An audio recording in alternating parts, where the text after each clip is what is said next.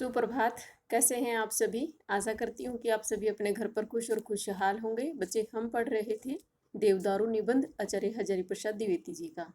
आगे पढ़ते हैं। तुक वह जो देवदारू की गगनचुंबी शिखा और समाधिस्थ महादेव की निर्वात निरकंप प्रदीप की ऊर्ध्वगामिनी ज्योति में है।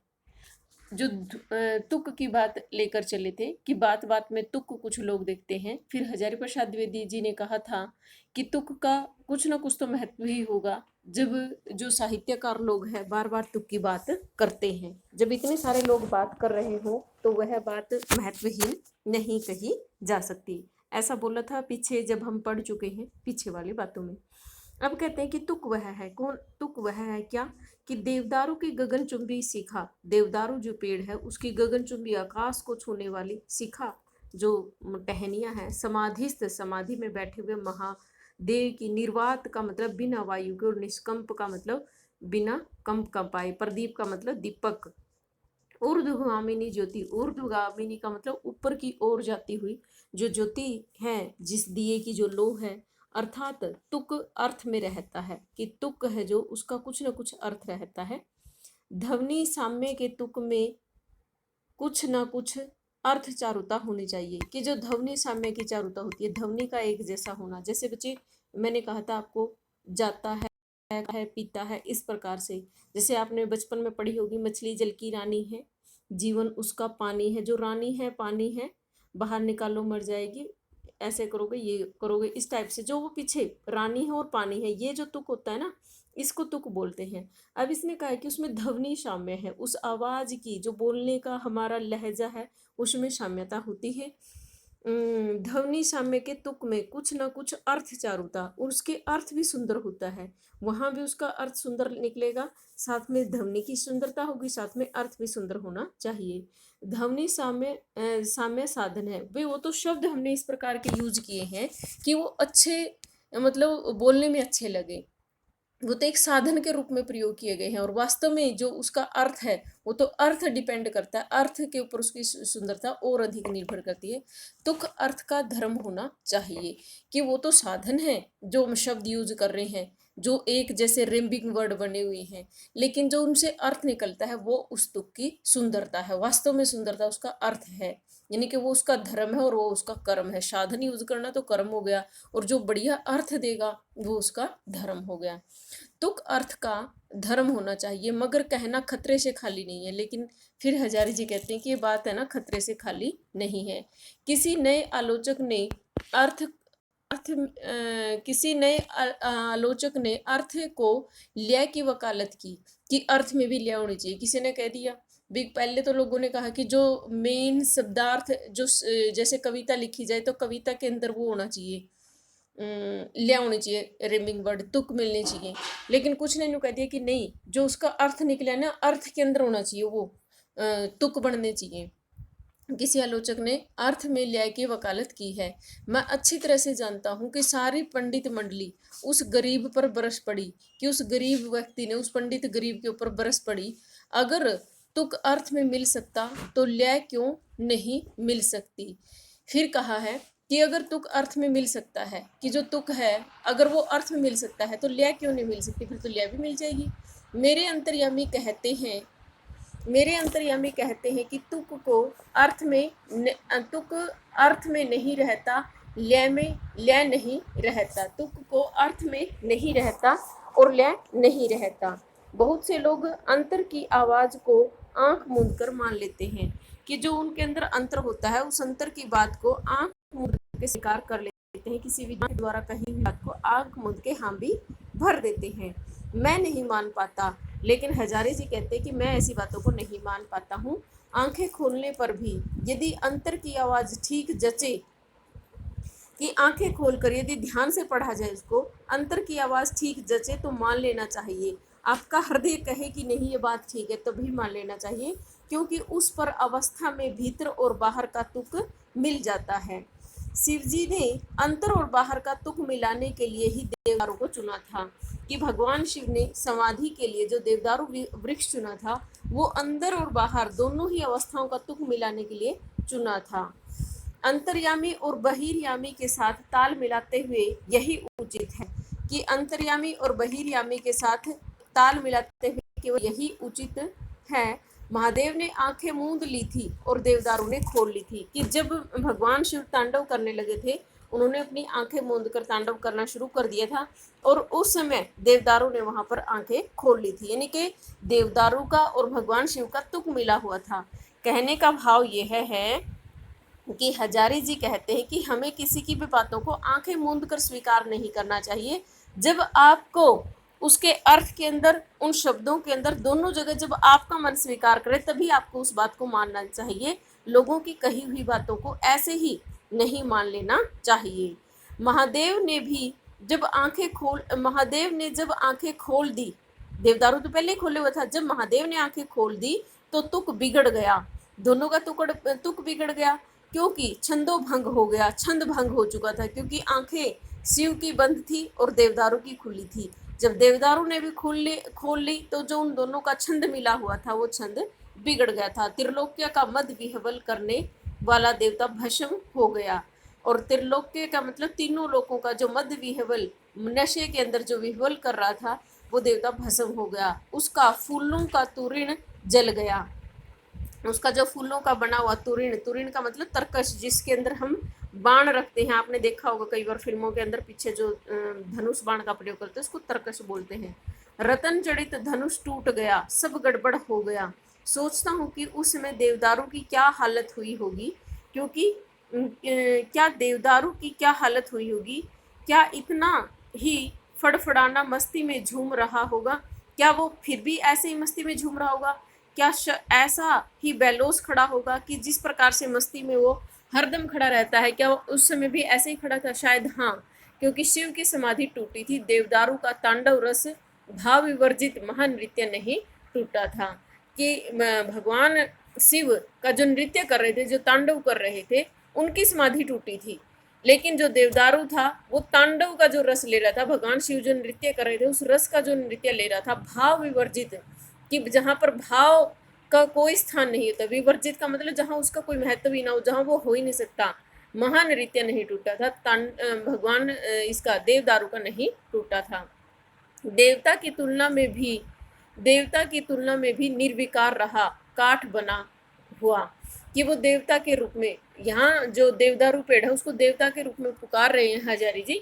वो कहते हैं कि देवता के रूप में बिना निर्विकार, बिना किसी विकार के, बिना किसी खोट के, बिना किसी दोष के, वो इसी प्रकार खड़े खड़े देखते रहे, काठ बना रहा। कौन जाने इसी कहानी को सुनकर किसी ने इसे देवता का काठ या देवदारू नाम दिया होगा, कि किसको पता है कि शायद सबसे पहले किसी ने इसी कहानी को सुना होगा कि भगवान शिव ने इस वृक्ष के नीचे इस प्रकार से कभी नृत्य किया था, तांडव किया था, तभी इसका नाम क्या नाम दिया होगा इस वृक्ष को? देवदारू, यानी कि देवता का दारू, यानी कि देवता का वृक्ष, देवता का काठ। फक्कड़ हो तो अपने लिए हो बाबा, यदि ये फक्कड़ हैं, अपनी मस्ती में चूर रहते हैं, तो ये अपने लिए रहते हैं, मनुष्य के लिए तो निरा काठ हो, मनुष्य के लिए भी तुम देवताओं के वृक्ष हो ना, तो अपने अंदर रहो। मनुष्यों के लिए, आम आदमी के लिए तो आप केवल और केवल काठ हो, एक लकड़ी हो, दया नहीं, माया नहीं, आसक्ति नहीं, ना तुम उनके लिए दया हो, ना तुम माया हो, ना आसक्ति, ना ही तुम्हारे प्रति उनकी कोई इच्छा है, निरे काठ हो, केवल तुम्हें काठ, केवल लकड़ी समझते हैं लोग। ऐसा ऐसे ऐसे तो देवता ही भला कहीं ना कहीं उसमें दिल तो है। फिर जो देवदारू के वृक्ष की भावना की बात की गई है कि ऐसे तो देवता ही भले, कम से कम देवताओं के अंदर दिल तो है, मगर वह भी कैसे कहा जाए, देवता का दिल होता तो लाज शर्म भी होती, लाज शर्म होती तो आंखों की पलकें भी झपती, कि यदि देवता के अंदर लाज शर्म होती तो उनकी आंखें पलकें झपक जाती, आंखों की पलकें भी झपती। लेकिन देवता है कि ताकता रहता है, कि जो देवता होता है वो हमेशा ताकता रहता है, देखता रहता है, पलक उसकी झपकती ही नहीं है, कि उसकी पलक झपकती ही नहीं है। एक क्षण के लिए भी उसने आंखें मूंदी कि अनर्थ हुआ, एक पल के लिए भी उसने आंखें बंद की और उसी समय अनर्थ है। इसलिए बहुत सावधान, सदा जागृत रहो। अलबत्त महादेव इन देवताओं से भिन्न है, जो भगवान शिव है वो अन्य देवताओं से भिन्न है। जहाँ आंखें झुकनी चाहिए वहाँ उनकी आंखें झुकती थी, और जहाँ टकटकी बंधनी चाहिए वहाँ बंध जाती थी, कि भगवान शिव अन्य देवताओं से अलग हैं। जहाँ उनकी आंखें खुलनी चाहिए थी वहाँ खोलते थे, जहाँ बंद होनी चाहिए थी, झुकनी चाहिए थी, वहाँ झुक जाती थी, और जहाँ उन्हें टकटकी लगा के रखनी हो वहाँ वो टकटकी लगा कर भी रखते थे, वहाँ बंद जाती थी। पार्वती जब वसना एक मिनट हुई वसना पुष्पों के आभरण से सजी हुई संचारिणी पल्लविनी लता की भांति उनके सामने आई, तो उनके उसके पार्वती यानी कि बिंब फल के समान अधरोष्ट वाले मोहक मुख पर उनकी टकटकी बंध गई थी। क्या कहा है जारी जी ने कि पार्वती जब वसना पुष्प की वसन के पुष्पों को आभरण का मतलब आभूषणों से सजी हुई, कि सुंदर सुंदर फूलों से सजी हुई वस्त्र पहनकर जब उनके सामने आई, तो उस समय पार्वती जी के जो बिंब फल हैं, इनके जो उनके होठ हैं बिंब फल की भांति जो मधुर मधुर लाल लाल रंग के वाले मोहक मुख पर टकटकी लगी रही, तब उनके जो भगवान शिव की नजरें हैं उनके ऊपर से नहीं हट पाई थी। बिंब एक लाल रंग का फल होता है, बिंब फल की भांति, यानी कि लाल रंग के फल की भांति उनके सुंदर सुंदर जो होठ थे, अधरोष्ट का मतलब होठ। फिर उसकी आंखें झुकी भी और फिर आंखें झुक भी गई, पहले टकटकी लगाए देखते रहे और फिर उनकी आंखें झुक गई। वे मनुष्य के समान विकारग्रस्त हुए, कि जिस प्रकार से एक आम आदमी के हृदय में एक सुंदर स्त्री को देखकर काम भाव पैदा होता है, कुछ इसी प्रकार का भाव शायद भगवान शिव के में आया होगा, इसीलिए कहा है कि वो विकारग्रस्त हुए एक सामान्य आदमी की भांति। वे देवताओं में मनुष्य थे, कि जो बाकी सभी देवता थे उन सभी देवताओं में वो एज ए मनुष्य की तरह थे महादेव। उस दिन देवदारू चूक गया था, वह सब देखता रहा। उस दिन देवदारू ने आंखें बंद नहीं की, उस समय देवदारू का जो वृक्ष था वह सब देखता ही रहा। इतना बड़ा अनर्थ हो गया कि आपने अवधूतपन का बाना नहीं छोड़ा, कि आपने जो योगी थे सन्यासी थे आपने उस बाने को नहीं छोड़ा। वह महावृक्ष नहीं बन सका, देवदारू बन गया। कि यदि वो उस दिन अपने उस रूप को छोड़ देता, उस दिन यदि ना देखता, तो क्या बन जाता, वो महावृक्ष बन जाता। लेकिन उसने अपनी आदत को नहीं छोड़ा, इसलिए वो क्या बन गया, देवताओं का वृक्ष।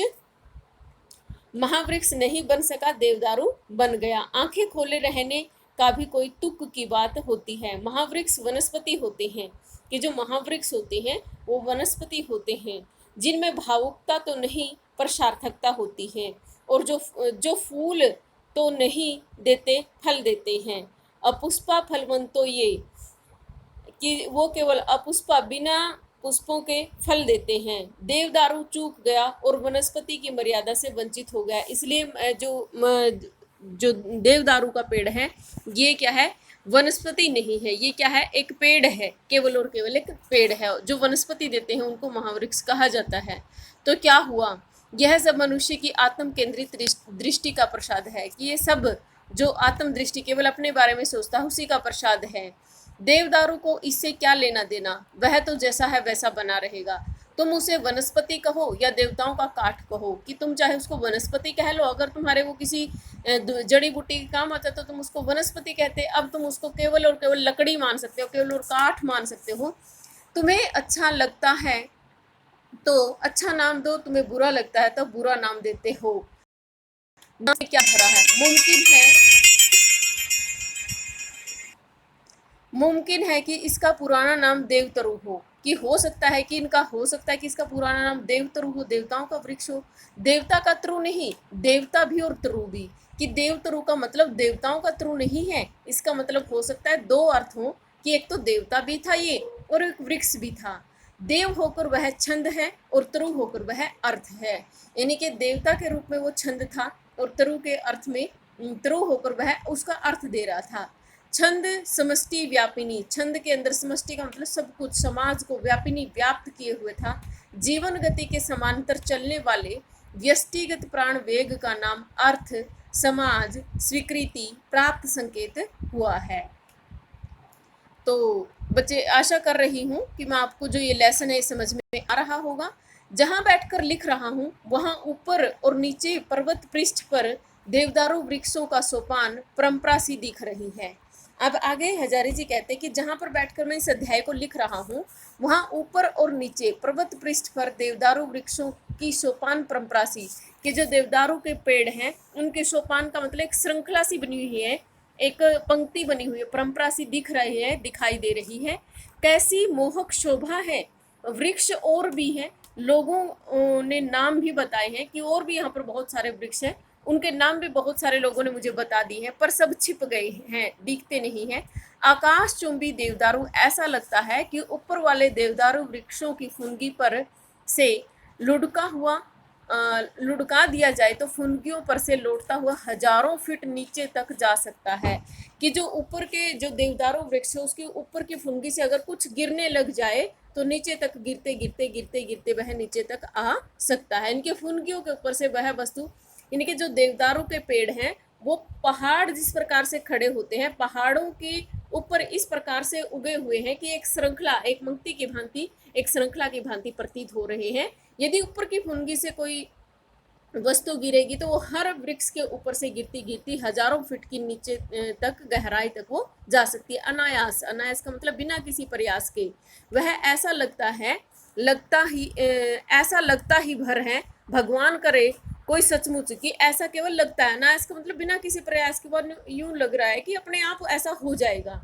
भगवान करे कि कोई सचमुच लुढ़का दे, कि भगवान ना करे आना चाहिए यहाँ पर, शायद ये पीडीएफ में कोई वो है, तो कह रहा है कि ऐसे कोई वहां से लुढ़क भी जाए तो हड्डी पसली चूर हो जाएगी, तो सब कुछ उसकी जो शरीर की हड्डी पसली सब कुछ टूट जाएगा। जो कुछ लगता है वह सचमुच हो जाए तो अनर्थ हो जाए, कि जो कुछ वो कह रहा है तो वो अनर्थ हो जाएगा।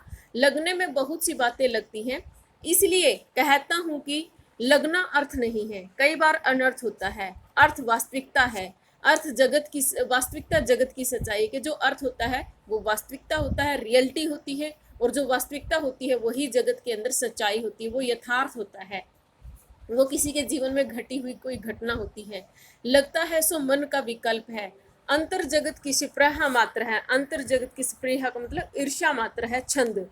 लोगों ने कहीं ताल तुक मिल जाता, दोनों में कहीं ताल तुक मिल जाता तो काम की बात होती, नहीं मिलता तो यह खेद की बात है। ताल तुक मिलना अर्थ है और ना मिलना अनर्थ हो जाता है। यदि तुक मिल जाता है और ताल भी मिल जाती है, यानी कि ध्वनि भी मिल जाती है और तुक भी मिल जाता है, तो अर्थ निकल जाता है, और यदि ना मिले तो वो अनर्थ हो जाता है। बच्चे, आशा करती हूँ कि जो देवदारू निबंध है ये आपको अच्छे से समझ में आ रहा होगा। इस निबंध को आप साथ के साथ जितना मैं पढ़ाऊँ उसको खुद भी पढ़ लिया करो, ताकि निबंध आपको अच्छे से समझ में आ जाए और फिर इसके क्वेश्चन आंसर करने में आपको किसी प्रकार की कोई समस्या ना आए। धन्यवाद। जय हिंद, जय भारत।